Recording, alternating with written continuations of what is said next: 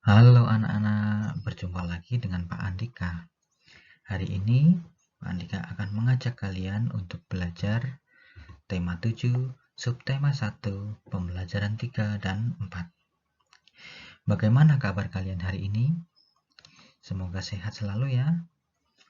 Jangan lupa untuk menjaga kesehatan, terutama pada masa pandemi COVID-19, yaitu dengan cara mencuci tangan dengan sabun, memakai masker jika berpergian, kemudian menjauhi kerumunan.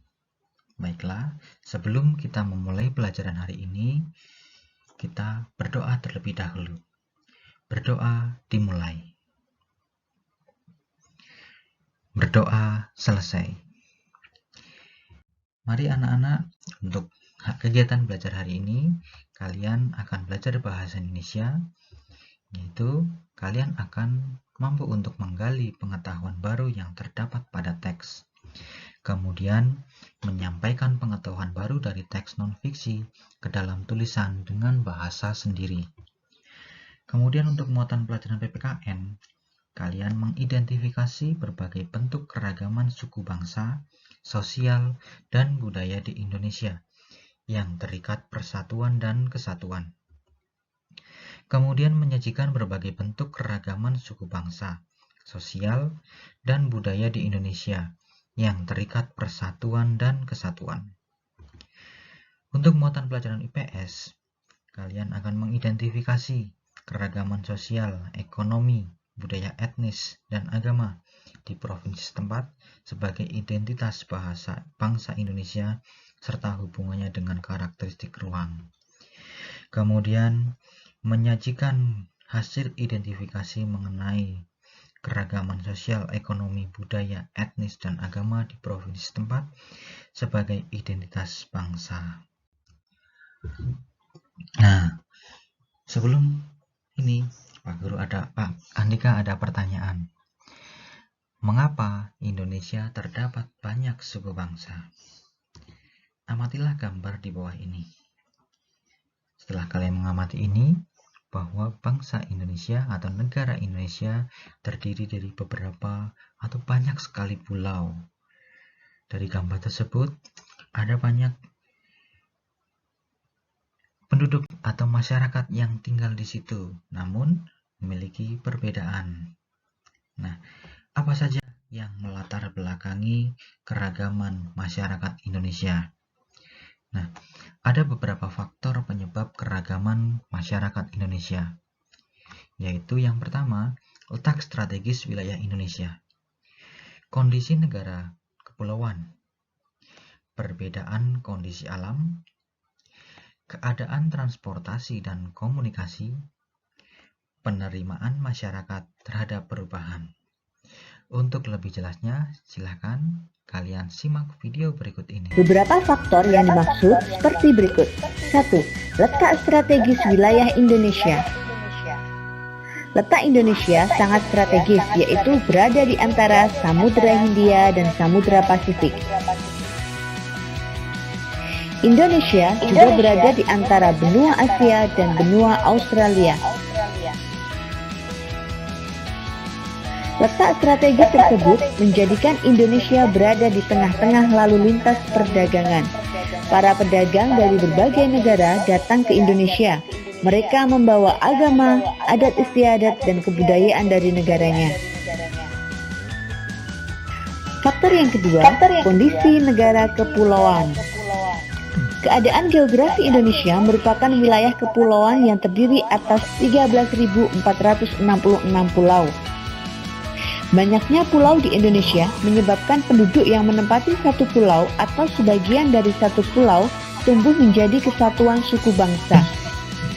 Faktor yang ketiga, perbedaan kondisi alam. Keadaan alam Indonesia tersebut mempengaruhi keanekaragaman masyarakatnya. Masyarakat pantai lebih banyak memanfaatkan laut untuk mempertahankan hidupnya, yaitu dengan menjadi nelayan. Sebaliknya, masyarakat yang tinggal di lereng pegunungan memiliki upaya sendiri untuk mempertahankan hidupnya. Mereka lebih memilih mata pencarian yang berkaitan dengan relief alam pegunungan, misalnya sebagai peternak atau petani sayur. Kemudian bagaimana dengan masyarakat yang tinggal di kota? Masyarakat yang tinggal di kota tentu tidak akan menjadi nelayan. Masyarakat kota cenderung untuk membuka usaha, bekerja di kantor atau bekerja di pabrik. Faktor yang keempat adalah keadaan transportasi dan komunikasi. Kemudahan sarana transportasi dan komunikasi memudahkan masyarakat berhubungan dengan masyarakat lain. Sebaliknya, sarana yang terbatas akan menyulitkan masyarakat dalam berhubungan dan berkomunikasi dengan masyarakat lain. Kondisi ini menjadi penyebab keragaman masyarakat Indonesia. Faktor yang kelima dan faktor yang terakhir adalah penerimaan masyarakat terhadap perubahan. Masyarakat perkotaan relatif mudah menerima orang asing atau budaya lain. Sebaliknya, masyarakat pedalaman sebagian besar sulit menerima sesuatu yang baru. Mereka tetap bertahan pada budaya sendiri dan sulit menerima budaya luar. Nah, itu tadi faktor penyebab keragaman masyarakat di Indonesia. Beberapa faktor yang Untuk selanjutnya, Indonesia memiliki beragaman suku bangsa di Indonesia. Di Indonesia sendiri ada ribuan suku bangsa yang tersebar di seluruh wilayah Indonesia dari Sabang sampai Merauke.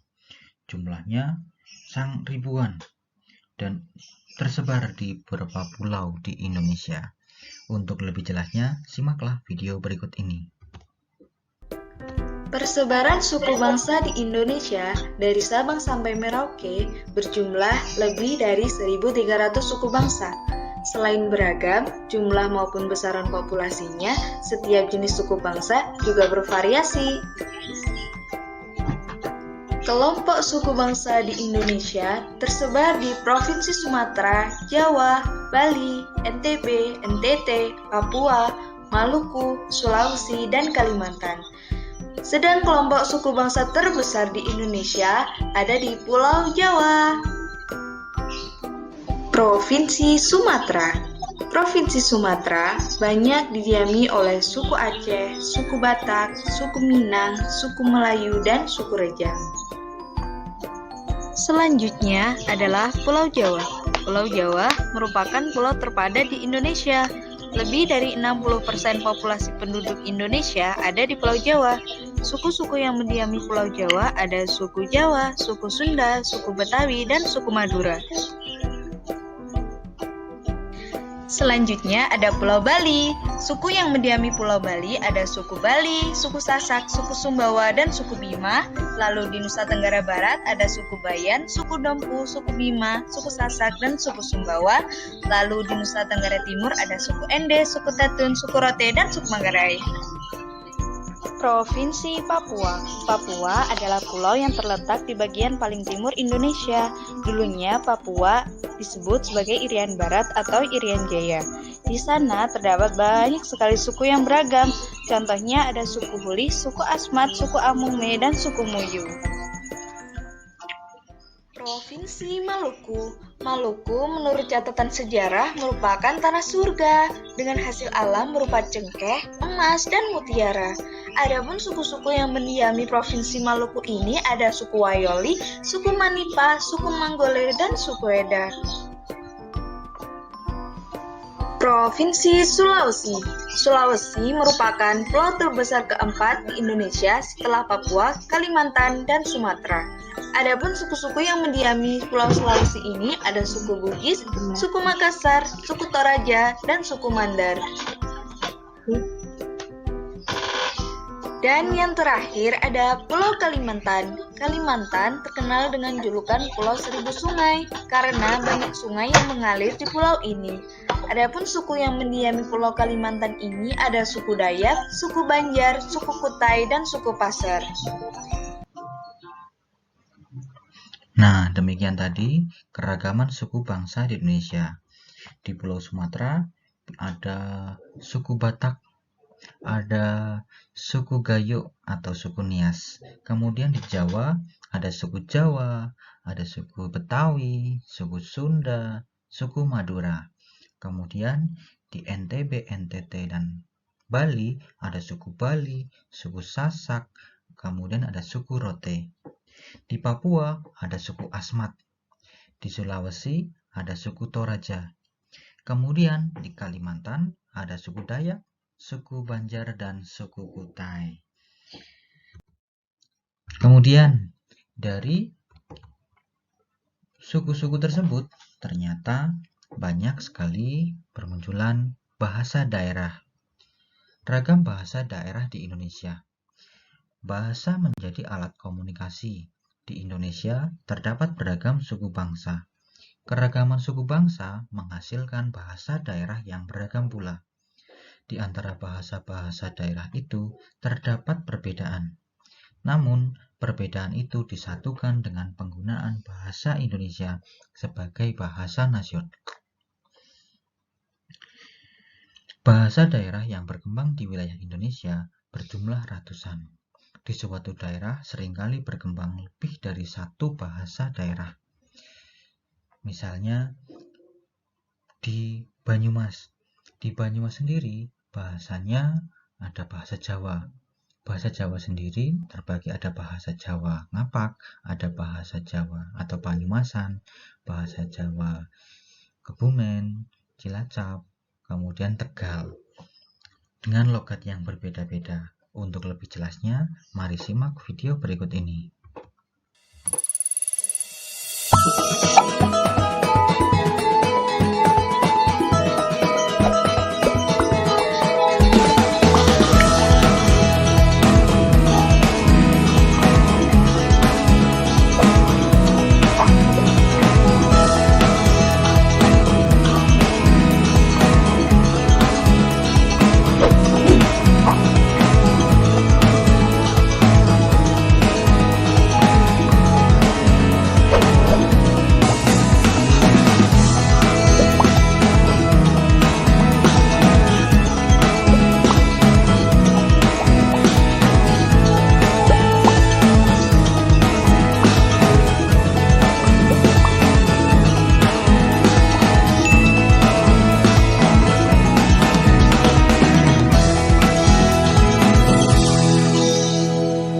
Wah, bahasa Indonesia, bangsa Indonesia memang sangat kaya.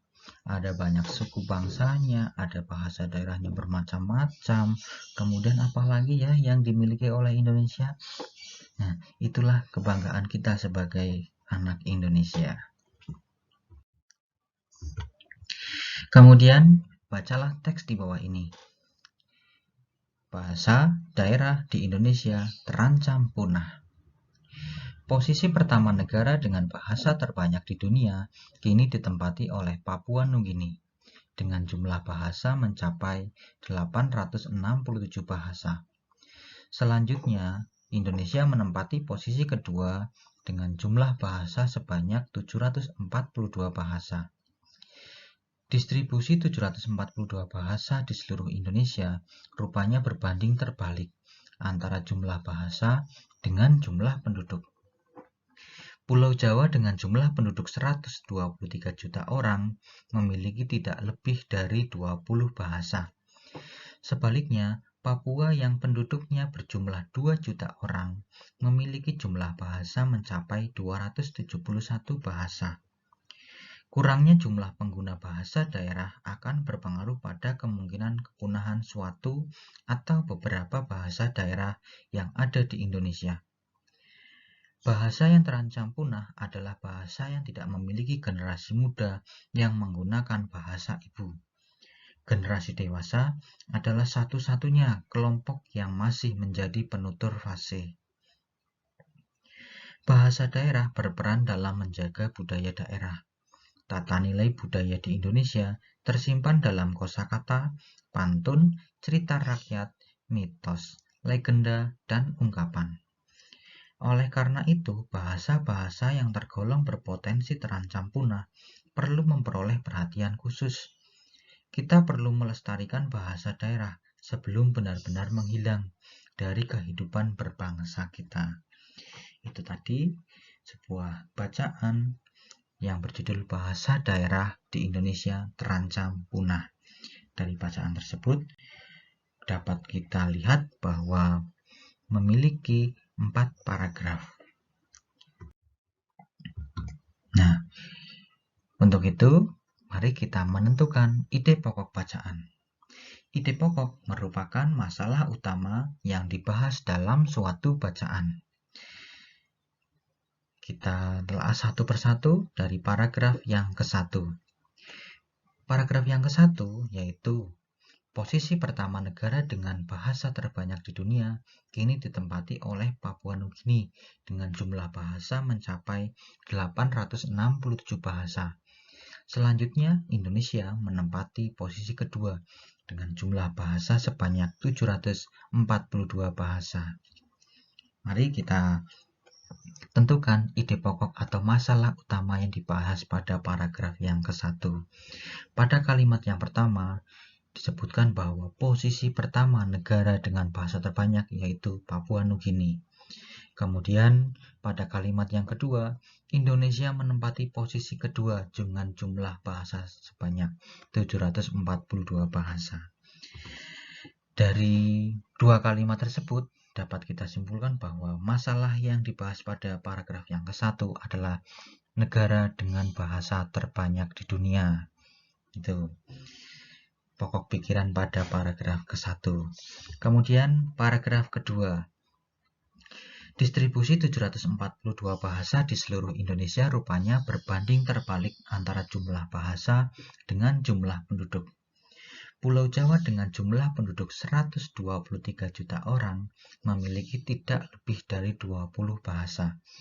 Sebaliknya, Papua yang penduduknya berjumlah 2 juta orang memiliki jumlah bahasa mencapai 271 bahasa. Dari paragraf kedua ini, apa masalah utama yang dibahas?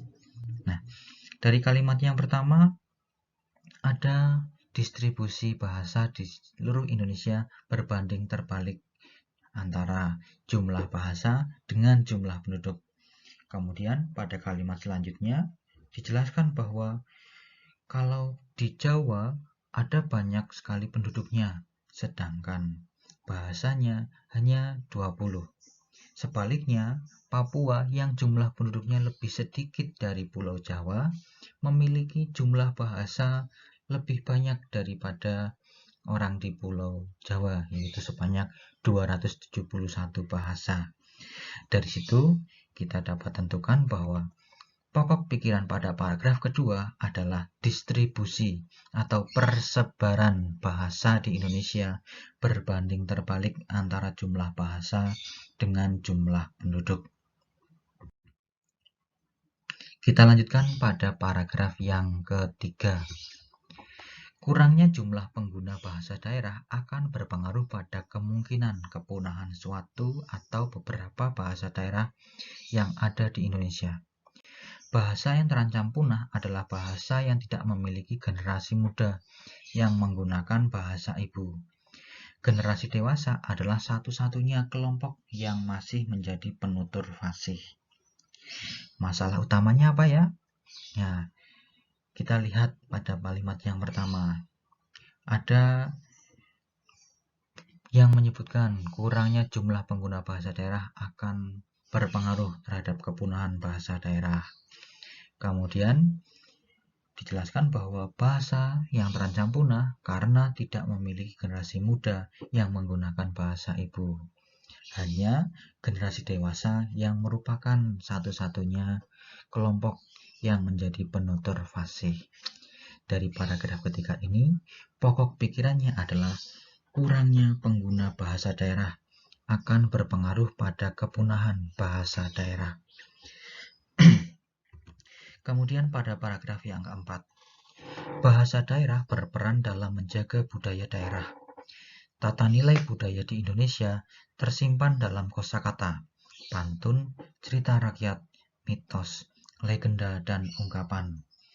Oleh karena itu, bahasa-bahasa yang tergolong berpotensi terancam punah perlu memperoleh perhatian khusus. Kita perlu melestarikan bahasa daerah sebelum benar-benar menghilang dari kehidupan berbangsa kita. Kita lihat pada paragraf yang keempat, pada kalimat yang pertama, ada peran bahasa daerah dalam menjaga budaya daerah.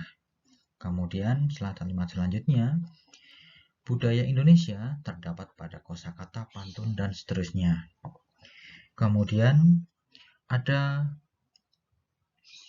penjelasan khusus bahwa perlu adanya pelestarian bahasa daerah sebelum benar-benar menghilang dari kehidupan berbangsa.